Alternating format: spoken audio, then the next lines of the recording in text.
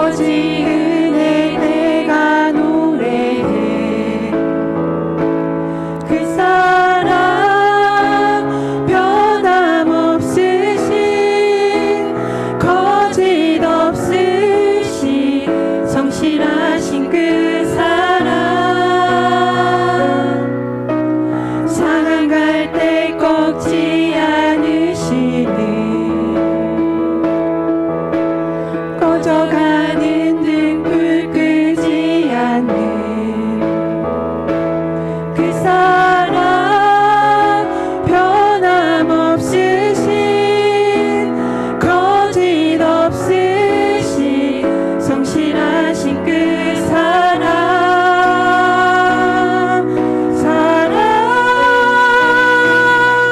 그 사랑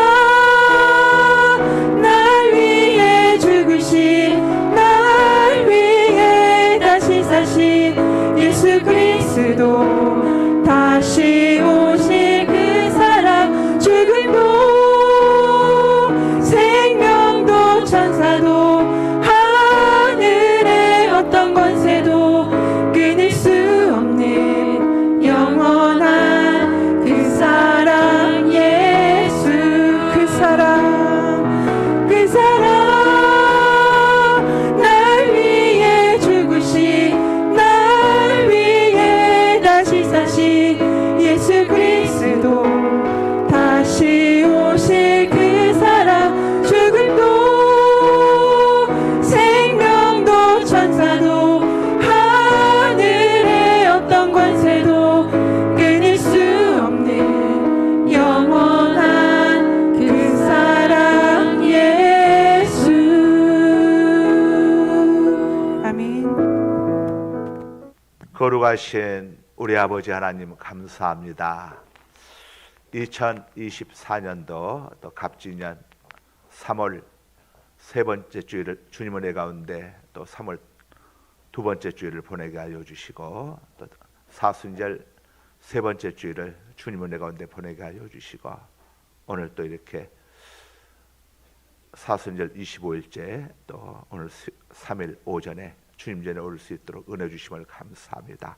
특별히 사순절 기간 충계 21일 특별 새벽 기도를 또 갖게 하여 주시고 오늘 3일째 또 오늘 새벽까지 주님의 내 가운데 또 잘 마치게 해주심도 감사합니다. 이 시간 우리 또 찬양으로 하나님께 영광 올려드리는 우리 또 헵시바 찬양단을 또 김종덕 집사님, 권덕자 권사님 가정에서 또 구제연금을 또 올려드립니다.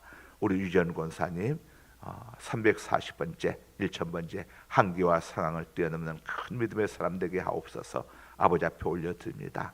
우리 또 이찬조 장로님 주님 은혜에 감사드리며 주님 은혜로 살아가길 원합니다. 아버지 앞에 감사물을 올려드립니다. 주님께서 이 감사물들을 일일이 기억하여 주시고 저들 삶 속에 아버지 하나님 영육간의 감사 열매들이 주렁주렁 맺게 하여 주시고 특별히 아버지 우리 또 이찬조 장로님 건강 붙잡아 주셔서 속히 발 온전히 치유되게 하여 주시고 다리와 허리까지도 깨끗이 치유되어서 아버지 일상의 삶으로 돌아오게 부족함이 없게 하여 주옵소서. 우리 유전 권사님 사업장에도 한계와 상을 뛰어넘는 큰 은혜가 임하게 하여 주시고 우리 김종덕 집사님, 권덕자 집사님, 권사님 또 구전금 올려드리오니 구제한자에게 주시는 귀한 복이 넘치게 하여 주옵소서.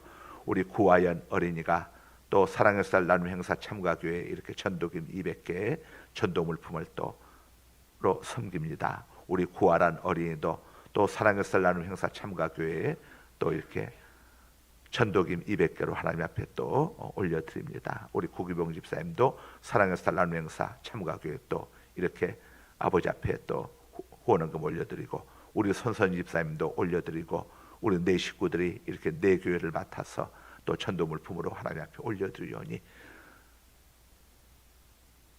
아무리 초라하고 보잘것없는 자라도 저가 내 제자라고 하는 이유 때문에 너희가 냉수한 그릇을 그에게 대접한다면 내가 그 상을 결단코 잃지 않겠다고 하신 우리 주님께서 아버지 사랑의 쌀 나눔 행사에 이렇게 후원하는 귀한 손길들 가정들 기억하여 주시고 주님께서 만배로 갚아주시기를 원합니다. 아버지 하나님, 우리 또 오시는 목사님들이 힘을 얻게 하여 주시고 우리 성도들의 사랑을 통해서 큰 위로와 용기와 힘을 얻고 돌아가게 하여 주시고 저희들이 보내드린 또 전도물품을 통해서 전도김을 통해서 많은 영혼들을 구원할 수 있게 하여 주옵소서. 우리 또 최이주 우리 또 집사님 아버지 앞에 감사의물을 올려드립니다. 우리 또 집사님 아버지 범사의 감사가 넘치는 귀한 삶 되게 하여 주시기를 원합니다. 우리 박양엽 권사님 또 11조를 올려드리오니 주님께서 저의 삶 가운데 황충이 틈타지 못하게 하여 주옵소서. 예수 그리스도의 이름으로 축복하며 감사하며 기도드리옵나이다. 아멘. 예. 오늘 광고 하나 하겠습니다. 저기 3월 31일 날 부활절이고 그 다음 4월 1일, 2일 1박 2일로 순천, 목포 이렇게 1박 2일로 이번에 선교 여행을 가니까 신청 안 하신 분들 꼭 신청을 하시고 뭐 순천에 거기가 아주 좋은 이런 그 벚꽃 그런 길이 있다고 그래요. 그러니까 작년 목포 갔을 때보다 훨씬 이번에 볼거리가 풍성할 것 같아요. 그러니까 신청들 하시길 바랍니다.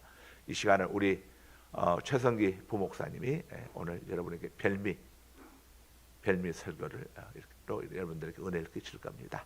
자, 우리 최성기 우리 목사님 통해서 오늘 큰 은혜 받으시기 바랍니다. 예.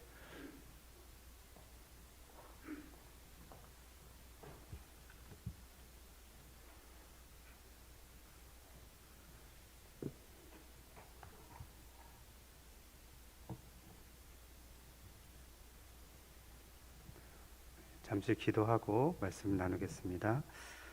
은혜가 풍성하신 살아계신 하나님, 진심으로 감사를 드립니다. 하나님 은혜 가운데 21일 특별 새벽 기도회가 또 3일째를 잘 마치게 해주셔서 감사합니다. 하나님, 우리가 주님 앞에 새벽마다 부르짖으며 하나님 앞에 간구하는 모든 기도의 제목들 주님께서 아시오니 하나하나 일일이 응답해 주고 이루어 주옵소서. 하나님, 우리가 주님 앞에 믿음으로 나아가고 또한 또 말씀으로 순종하며 나아갈 때에 성령께서 우리와 함께 해주시고 동행하여 주옵소서.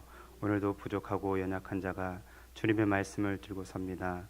나는 십자가 뒤에 감춰주시고 오직 하나님의 영광이 드러나며 참된 진리와 복음이 선포될 수 있도록 은혜 내려 주옵소서. 말씀을 전하는 자나 듣는 우리 모두에게 하나님 아버지의 동일한 은혜가 복이 임하기를 주님 앞에 간절히 간구하오며 우리 주 예수님의 이름으로 기도드렸습니다. 아멘. 우리 송미애 권사님께서 말씀 봉독해 주시겠습니다. 열왕기상 2장 1절로 3절 말씀, 구약 511쪽입니다.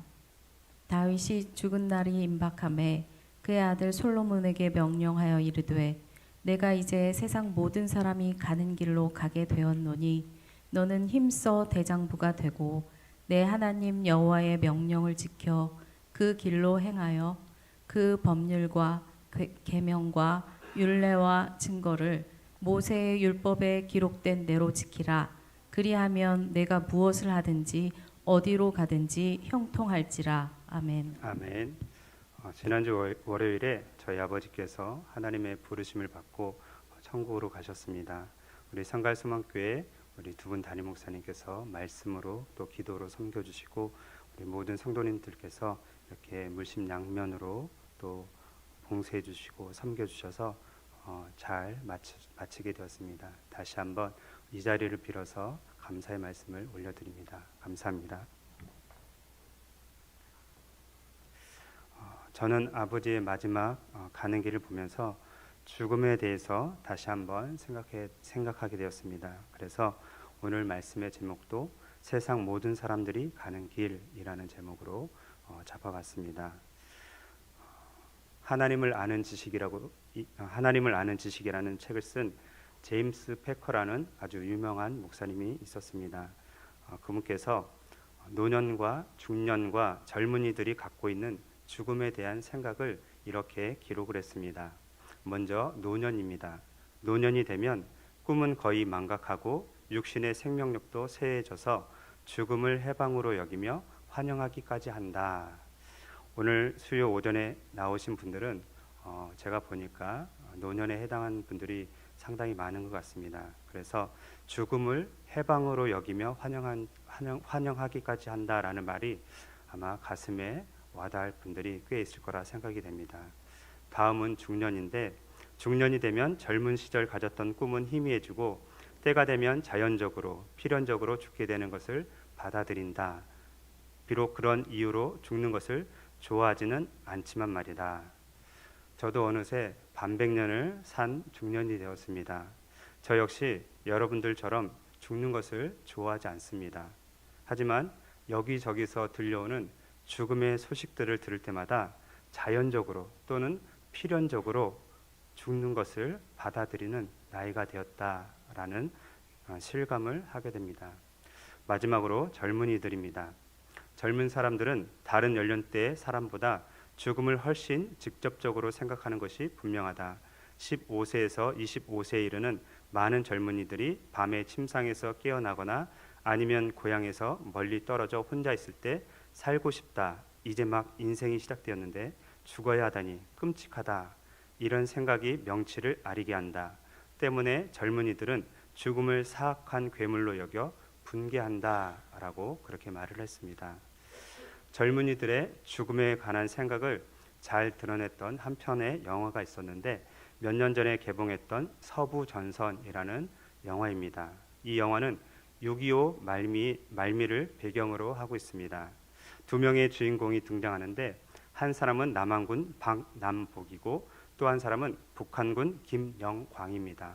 남한군 박남복은 농사를 짓다가 전쟁터로 끌려온 사람이고 북한군 김영광은 공부를 하다가 강제로 징용된 학생이었습니다.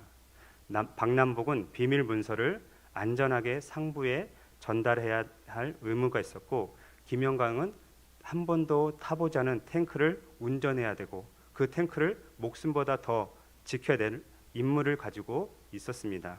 두 사람은 전쟁터 한복판에서 우연히 만나게 되었는데 김영광이 북쪽에서부터 끌고 내려온 탱크 안에서 옥신각신 싸우면서 사투를 벌였습니다. 젊은 북한군 김영광은 언제 어떻게 죽을지 모르는 극한의 두려움과 공포 속에서 나는 죽고 싶지 않습니다. 반드시 살아서 고향 땅으로 돌아가고 싶습니다. 라고 절규를 합니다. 김영광이 이렇게 말하는 것은 앞에서 말한 대로 젊은 사람들은 다른 연령대의 사람보다 죽음을 훨씬 더 직접적으로 생각하고 죽음을 사악한 괴물로 여기고 분개하기 때문에 그렇습니다. 그렇다고 남한군이었던 박남복은 죽고 싶었겠습니까? 그 사람도 역시 죽음이 두렵고 공포였던 것입니다. 그렇다면 여러분들은 어떻습니까? 여러분들은 죽음에 대해서 어떻게 생각하고 있습니까? 노년처럼 죽음을 해방으로 여기고 환영하십니까? 중년처럼 죽는 것을 좋아하지는 않지만 필연적으로 죽게 된다는 것을 받아들이고 있습니까? 아니면 젊은이처럼 죽음을 직접적으로 생각을 하고 사악한 괴물로 여겨서 분개하고 있습니까? 우리는 나이와 상관없이 너나 할 것 없이 때가 되면 반드시 죽음을 맞이하게 됩니다. 거기에는 단 한 사람도 예외가 없습니다. 죽지 않고 천년만년 살 수 있는 사람은 없습니다. 옛말에 오는 데는 순서가 있어도 가는 데는 순서가 없다라는 것을 우리가 알고 있습니다. 어떤 사람은 빨리 죽고 어떤 사람은 나중에 죽을 뿐입니다. 그 누구를 막론하고 모든 사람은 죽음에 이르게 됩니다. 이것은 하나님께서 우리 인생에게 정해놓은 법칙이기 때문에 그렇습니다. 때문에 우리는 한 번쯤은 죽음에 대해서 진지하게 아주 깊이 생각해봐야 합니다. 본문으로 들어가서 본문은 죽을 날이 얼마 남지 않은 노년의 다윗이 자신의 왕위를 물려받아 이스라엘을 다스릴 솔로몬을 앞에 앉혀놓고 마지막 유언을 하는 장면으로 시작을 합니다. 1절 말씀을 다 한 목소리로 읽어보겠습니다. 시작. 다윗이 죽을 날이 임박하매 그의 아들 솔로몬에게 명령하여 이르되. 이제 다윗이 자신이 죽을 날이 얼마 남지 않은 것을 알고 아들 솔로몬을 데려다 놓고 유언을 합니다. 그 유언의 내용이 2절부터 9절까지의 기록이 되어 있습니다. 총 5가지로 요약을 할 수 있는데, 첫 번째는 힘써 대장부가 되라. 두 번째는 하나님의 명령을 다 지켜 행하라. 세 번째는 군대 장관이었던 요압을 죽여라. 네 번째는 바르실레의 자손들에게 은총을 베풀어 주어라. 마지막 5번째는 베냐민 사람 시므이를 죽이라 라는 것입니다. 이 5가지 유언들에 대해서는 나중에 기회가 되면 살펴보도록 하고, 이렇게 마지막 유언을 남긴 다윗은 솔로몬의 무릎 앞에서 세상 모든 사람들이 가는 길로 떠나갔습니다. 2절 상반절을 제가 한번 읽어보겠습니다. 내가 이제 세상 모든 사람이 가는 길로 가게 되었노니. 그렇다면 다윗이 말한 세상 모든 사람이 가는 길이 무엇이겠습니까? 그것은 다름 아닌 죽음입니다. 죽음은 세상 모든 사람이 가는 길입니다. 저를 비롯해서 여러분 모두 단 한 사람도 예외 없이 죽습니다. 그러나 언제 어디서 어떻게 죽음을 맞이할지는 전혀 알지 못합니다. 어떤 이는 가정에서, 어떤 이는 병원이나 요양원에서, 어떤 이는 사업장이나 산업 현장에서, 어떤 이는 논과 밭 또는 바다에서, 어떤 이는 자동차 사고나 불의의 사고로, 또 어떤 이는 폭행과 살인 사건 등으로 죽음을 맞이하게 됩니다. 차이가 있다면 빨리 죽고 천천히 죽고 그 차이일 뿐입니다. 그럼에도 불구하고 나의 죽음의 때가 언제인지 모르는 게 우리에게는 약이고 복이고 유익한 일입니다. 왜냐하면 우리가 언제 죽는다는 것을 알고 있다면 이 세상 살이가 결코 재밌지 않을 것입니다. 차라리 모르는 게, 내일 내가 죽을지라도 언제 죽는 것을 모르는 게 우리에게는 진정한 복일 것입니다. 죽음은 우리 몸에서 영혼과 육체가 분리되는 것을 말합니다. 어떤 사람이 영혼이 떠나는 순간 그 사람을 보면서 사람이라고 하지 않습니다. 영혼이 떠나는 순간 우리는 시체라고 부릅니다. 영혼과 육체가 분리가 된 순간 예수님을 믿지 않고 죽은 영혼은, 불신자들의 영혼은 음부 곧 지옥으로 떨어지게 됩니다. 그리고 예수님을 믿고 죽은 신자들의 영혼, 그 영혼은 낙원 곧 천국으로 가게 됩니다. 신구약 성경 전체를 통틀어서 낙원이라는 단어가 3번 나오는데, 첫 번째는 예수님께서 십자가상에서 한편 강도에게 오늘 내가 나와 함께 낙원에 있으리라 라고 말씀하셨다가 첫 번째고요. 두 번째는 사도 바울이 환상 중에 자신이 낙원으로 이끌려가서 말로 표현할 수 없는 말들을 들었다라고 그렇게 고백을 하는데, 거기에 두 번째 낙원이라는 단어가 나오고, 세 번째는 사도 요한이 밤모섬에서 유배를 당하면서 내가 하나님의 낙원에 있는 생명나무의 열매를 주어 먹게 하리라 라고 그렇게 기록을 했는데, 거기에 낙원이라는 단어가 나옵니다. 이 낙원이라는 낙원이라는 단어를 영어 성경에 모두 파라다이스라고 되어 있습니다. 파라다이스는 걱정이나 근심이 없이 행복을 누릴 수 있는 곳이 바로 파라다이스고, 다른 말로 하면 천국입니다.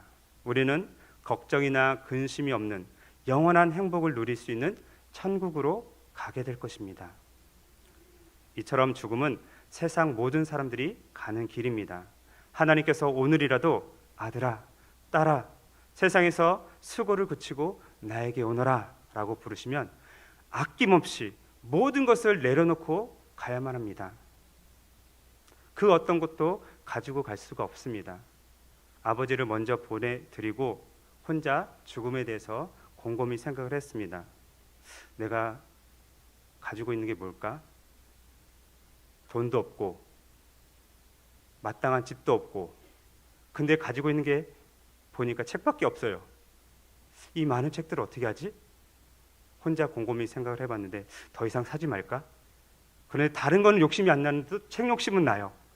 죽을 때까지 살 텐데 고민을 해봤는데, 죽을 때는 단 한 권도 못 가져갈 겁니다.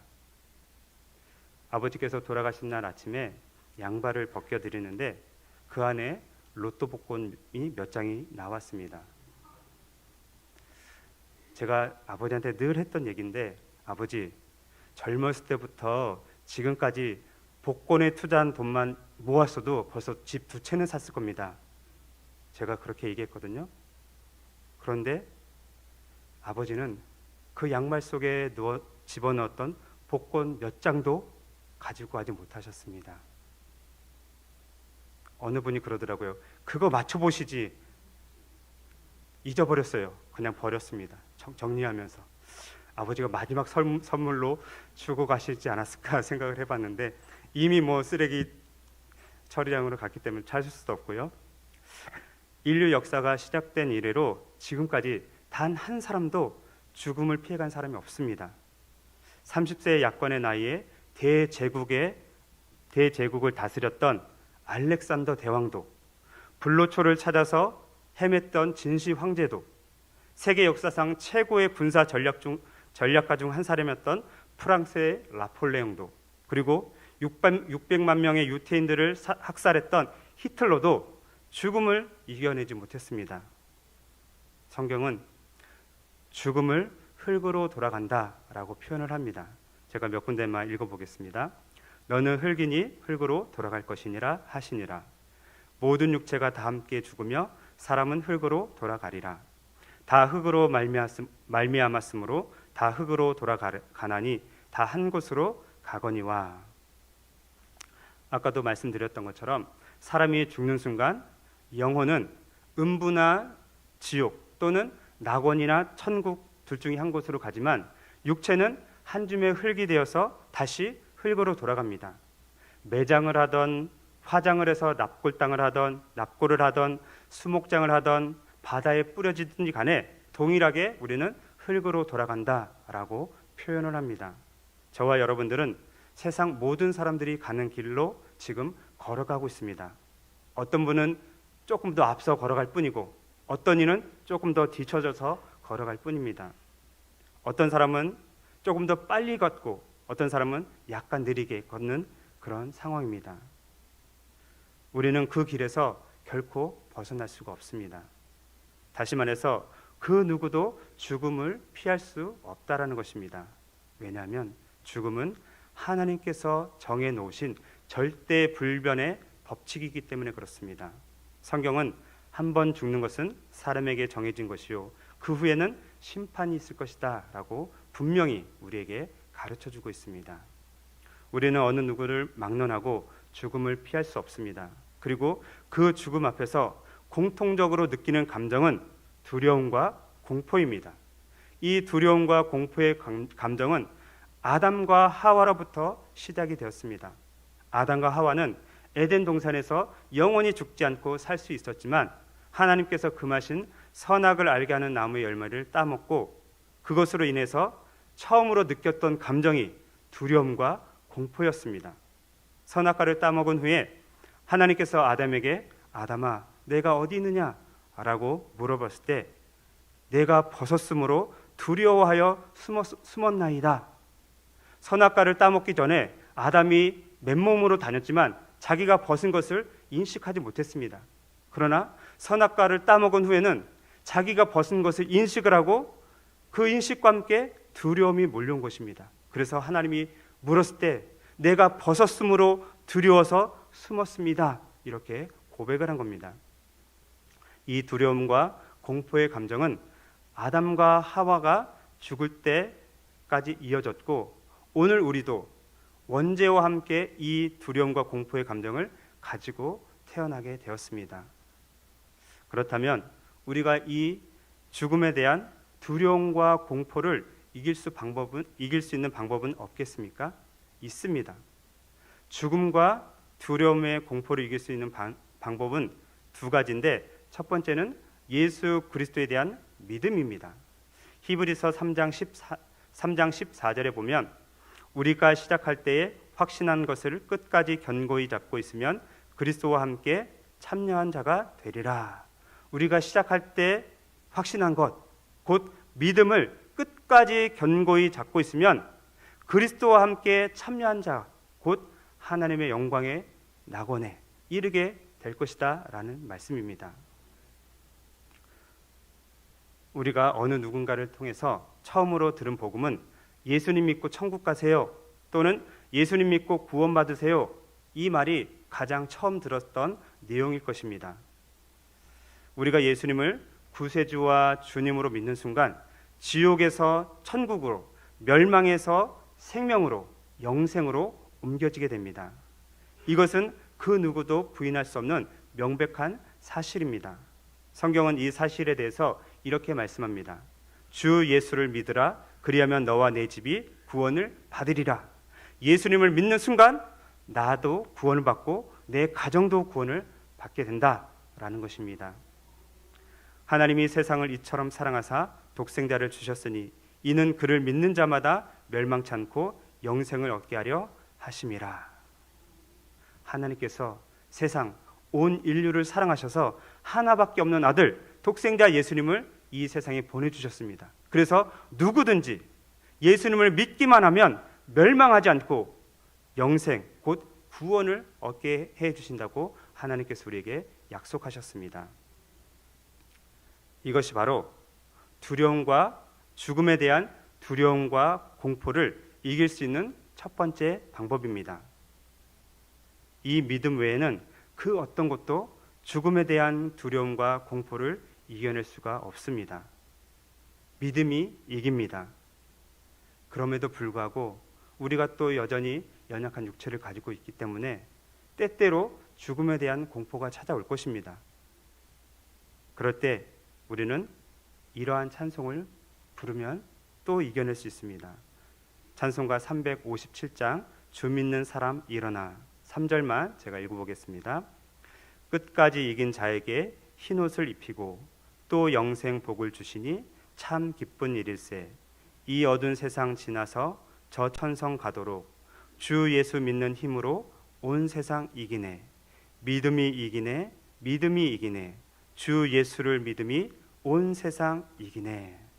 우리가 이러한 믿음이 있음에도 불구하고 죽음에 대한 두려움과 공포가 때때로 밀려올 때마다 찬송가 357장 펼쳐서 부르시고, 그것도 안 되면 스마트폰을 꺼내서 유튜브에서 357장 하면 계속 반복해서 들을 수 있습니다.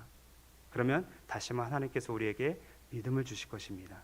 믿음이 세상을 이기고 믿음이 두려움과 공포를 이길 수 있게 하는 능력입니다. 죽음에 대한 두려움과 공포를 이길 수 있는 두 번째 방법은 천국에 대한 확실한 소망을 갖는 것입니다. 노년의 다윗은 아들 솔로몬에게 내가 이제 세상 모든 사람이 가는 길로 가게 되었다라고 했을 때 그는 천국에 대한 확실한 소망을 가지고 있었던 것입니다. 천국에 대한 확실한 소망이 없는 사람은 결코 그렇게 말할 수가 없습니다. 여러분들은 천국에 대한 소망을 가지고 있는 분들이죠. 그러면 이미 죽음에 대한 두려움과 공포를 이길 수 있는 힘을 가지고 있는 분들입니다.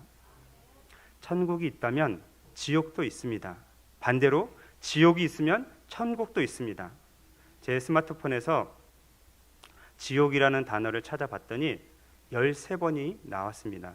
그리고 이 지옥에 대해서 가장 적나라하게 기록한 성경이 마가복음 9장입니다.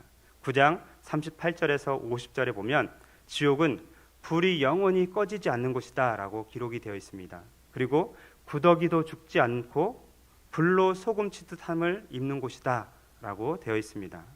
그리고 요한계시록에는 불과 유황 못에서 영원토록 밤낮 괴로움을 받는 곳이 지옥이다 라고 그렇게 기록을 합니다. 한국 불교계의 성자라고 추앙을 받았던 성철 스님이 있었습니다. 다들 아시죠? 그가 죽음을 맞이하기 직전에 참 깨달음의 시라는 시를 썼는데 그 시가 1987년 4월 23일자 조선일보와 경향신문에 같이 실렸습니다. 제가 핵심적인 부분만 한번 읽어보겠습니다. 석가는 원래 큰 도적이요 달마는 작은 도적이다. 서천에 속이고 동토에 기만하였네. 도적이여 도적이여 저 한없이 어리석은 남녀를 속이고 눈을 뜨고 당당하게 지옥으로 들어가네. 목 위에 무쇠가는 무게가 7근이요 발밑에 지옥은 괴로움이 끝이 없도다. 석가와 미타는 뜨거운 구리샘물을 마시고 가섬과 아나는 무쇠를 먹는다. 몸을 날려 배곡 난간을 쳐부수고 손을 휘둘러 황금줄을 끊어버린다. 조각다리 높이 솟았네 알았느냐. 1, 2, 3, 4, 5, 6, 7 이어 두견새 우는 곳에 꽃이 어지럽게 흩어졌네. 사탄이여 어서 오십시오. 나는 당신을 존경하며 예배합니다. 당신은 본래로 거룩한 부처님입니다. 사탄과 부처란 허망한 거짓 이름일 뿐 본 모습은 추워도 다름이 없습니다. 죽기 전에 성철스님이 영안이 열렸는지 잠시 지옥을 본 것 같습니다. 놀랍게도 성경에 기록된 지옥과 성철스님이 본 지옥이 동일하다는 것을 우리가 알게 됩니다. 천국 이야기를 하기 위해서 지옥 이야기를 먼저 한 겁니다. 이번에는 천국 이야기를 한번 해보겠습니다. 천국이라는 단어를 제 핸드폰 성경 어플로 찾아보니까 무려 37번이나 나왔습니다. 천국이라는 단어만 37번이고 대부분 마태복음에 있습니다. 그런데 천국과 같은 개념의 단어들인 하나님 나라는 57번, 하나님의 나라는 57번, 하나님 나라는 10번, 주의 나라는 7번, 아버지 나라는 2번, 그의 나라는 3번, 새하늘과 새 땅은 4번, 그리고 앞에서 말한 낙원은 3번. 지옥에 비하면 천국에 관한 천국은 얼마나 많이 성경에 기록이 되어 있는지 우리가 알 수 없을 정도입니다. 전부 합치면 124번입니다. 이거 말고도 분명히 다른 개념의 단어들이 또 있을 것입니다. 천국은 분명히 존재하는 것입니다. 시간과 공간 속에서 실제로 존재하는 장소입니다. 천국에 대한 대표적인 성경이 이사야 53장, 이사야 65장, 요한계시록 21장, 22장에 대표적으로 기록이 되어 있고 고린도후서 12장에도 기록이 되어 있습니다. 이 중에 가장 아름답고 멋지게 기록된 곳이 요한계시록 21장, 22장입니다. 다른 성경은 둘째치고 요한계시록 21장과 22장을 반복해서 읽고 또 읽다 보면 천국에 대한 소망이 생길 겁니다. 지옥을 묵상하지 마시고요. 천국을 묵상하시기 바랍니다. 아까도 말씀드렸지만 지옥은 몇 번 안 돼요. 그러나 천국은 100여 번 이상 있고 더 이상 더 많이 기록이 되어 있습니다. 요한계시록 21장, 22장을 늘 묵상하면서 주님, 내가 죽는 순간 이 아름다운 천국에서 깨어날 수 있도록 도와주십시오. 이렇게 기도하면서 읽으시기 바랍니다. 천국은 하나님이 계시고 하나님이 통치하시고 다스리는 나라입니다. 그래서 다른 말로 하나님의 나라, 주의 나라, 하늘 나라라고 그렇게 말을 하는 겁니다. 또 천국은 어린 양이신 예수님과 보혜사이신 성령님이 계신 곳입니다. 제 딸 자랑 같지만, 딸 자랑하면 팔불출이라고 하지만 한번 자랑하겠습니다. 제 딸이 4살 때 주희야 천국은 어떤 곳이니? 라고 물어보니까 이렇게 대답을 했습니다. 3분이 계신 곳이에요. 하나님과 예수님과 성령님이 계신 곳이요. 4살짜리가 그렇게 대답했다니까요. 지금 15살짜리가 아니고요. 물론 주일학교에서 그렇게 가르쳐줬겠지만 어린아이들은 너무나 그런 것들을 여과 없이 받아들여요. 그런데 나이가 들고 좀 연륜이 생겼다면 천국? 네가 가봤어? 이렇게 나오죠. 네, 우리 등록하신 지 얼마 안 되신 분들은 많이 인정하시는 것 같아서 감사합니다. 그래서 어린아이와 같지 않으면 천국에 결단코 가지 못한다고 하신 말씀이 그 말인 겁니다. 천국은 하나님의 보좌와 거룩한 성이 있는 곳입니다. 천국은 신부가 남편을 위해서 단장한 것 같이 아름다운 곳입니다. 천국은 사망이 없고 애통하는 것이 없고 눈물이 없고 아픈 것이 없는 것입니다. 그리고 다시는 저주가 없습니다. 죄가 없고요. 밤도 없고 등불과 햇빛이 필요가 없어요. 하나님께서 빛을 비추시기 때문에. 그리고 천국에 가면 천사들이 우리를 수종든다라고 성경은 기록하고 있어요. 더 중요한 것, 천국에 가면 영원토록 왕노릇한대요. 우리는 몇 평 땅도 없잖아요. 그렇죠? 지금 살고 있는 집도 그냥 내 이름으로만 등록이 됐지 그게 내 겁니까? 아니죠. 천국에 가면 영원토록 왕노릇한대요. 그러면 천국이 얼마나 크길래, 그리고 어떤 땅을 주시기에 그렇게 말씀하셨을까? 제가 예전에 섬겼던 교회 목사님께서 이런 예를 한번 들어주셨어요. 저 우주에 떠 있는 별을 봐라. 그 셀 수가 없는 그 어마어마하게 많은 별들 중에 하나님께서 우리에게 몇 개를 맡겨주실지 모른다. 여러분 몇 개 맡아서 한번 다 실어보시겠어요? 태양보다 수천 배가 큰 별도 있대요. 태양보다. 이거는 상상할 수가 없어서 제가 지금 표현을 못 하겠어요. 그 중에 그냥 2개만 맡겨주셔도 제가 잘 다스려 보겠습니다. 2개, 한 10개만 맡겨도 제가 한번 다스려 보겠습니다. 아무튼 영원토록 왕노릇한다라고 성경은 우리에게 말씀하고 있습니다. 천국은 12가지 보석과 12진주문으로 만들어진 성이 있는 곳입니다. 그리고 유리 같은 황금으로 만들어진 길이 쫙 펼쳐져 있습니다. 오늘 아침에 인터넷 뉴스를 보니까 중학교 학생들이 금은방에 가서 엄마한테 선물해 준다고 팔찌, 금팔찌 이렇게 달라고 해서 그걸 끼고 도주했던 장면이 이렇게 뉴스에 나왔더라고요. 그냥 길이 황금이라니까요. 그렇게 할 필요도 없고, 천국은 수정같이 맑은 강이 흐르는 곳입니다. 그리고 매달 새로운 과일이 열리는 생명나무가 있는 곳입니다. 그 과일 열매를 따먹을 수 있을까요? 못 따먹을까요? 자, 제가 우리 고강 목사님하고 예전에 한 10여 년 전에 신학교를 같이 다녔는데 신약학을 가르치는 교수님이 계셨어요. 제가 늘 이 부분이 의문이 있어서 두 번을 걸쳐서 질문을 드렸습니다. 교수님, 천국에서 생명나무 열매를 따먹을 수 있나요? 못 따먹나요? 처음에는 답을 안 해주시더라고요. 그래서 숙제를 또 내주시길래 숙제에다 또 썼어요. 교수님, 천국에 생명나무 열매를 먹을 수 있나요? 못 먹나요? 했더니 이제 답을 주셨어요. 딱 4글자로. 뭐라고 했을까요? 먹습니다. 진짜로요. 못 믿는 분들은 제가 나중에 이게 열매 따서 좀 드릴게요. 저는 먹을 거예요. 어떤 학자들은 이거는 비유고 상징이니까 이렇게 얘기하는 분도 있어요. 그리고 신천지처럼 잘못 해석해서 이단에 빠지는 경우도 있어요. 그러나 비유도 있고 은유도 있고 하지만 실제적으로 있는 내용이에요. 아시아 7교회가 처음에 나오잖아요. 요한계시록에. 지금도 그 잔재가 남아있죠. 만약에 그게 비유고 상징이면 없어야죠. 저는 확신합니다. 이 천국에 가면 생명과 나무 열매를 먹을 수 있다고 생각합니다. 왜냐?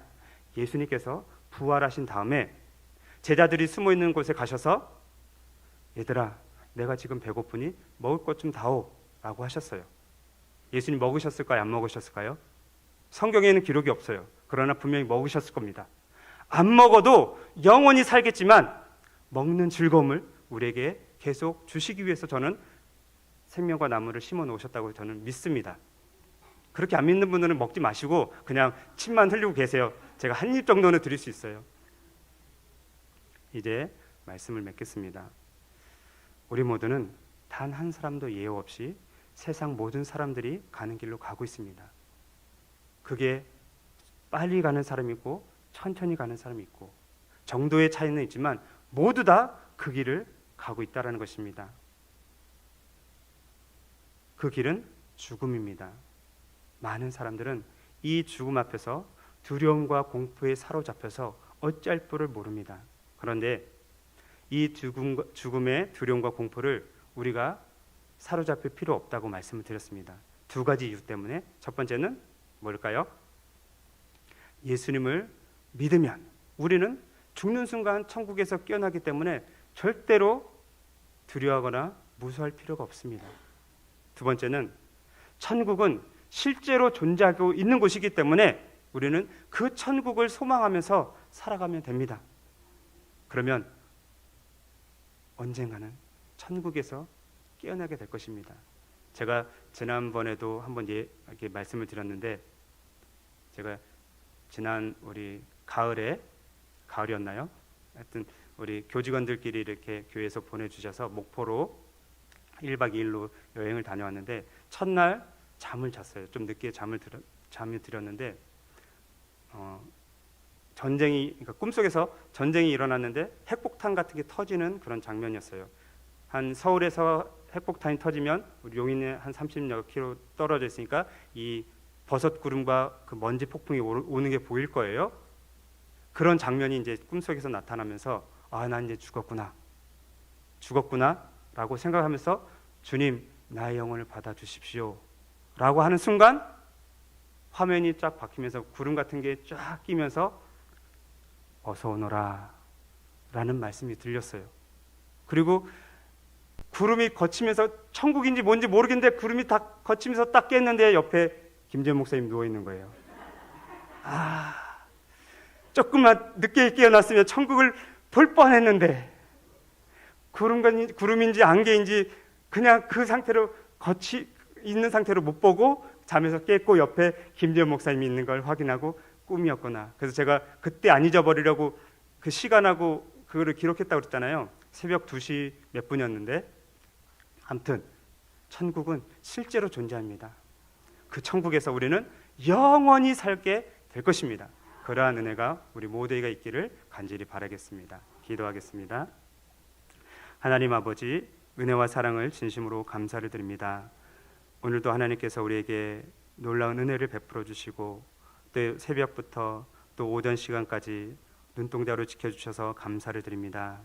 오늘은 다윗의 마지막 유언과 같던 모든 사람이 가는 길에 대해서 말씀을 통해서 들었습니다. 이 세상에 태어난 모든 사람은 단 한 사람도 예외 없이 죽음에 이르게 될 것입니다. 그러나 예수를 믿지 않는 사람들은 죽음 앞에서 두려움과 공포로 어찌할 바를 몰고 떨고 있지만, 우리는 예수님을 믿는 그 믿음 때문에 천국에 이르게 될 것이고, 또한 천국이 분명히 확실하게 있는 곳이기 때문에 우리는 거기서 영원히 하나님과 함께 왕노릇하며 살게 될 줄 믿습니다.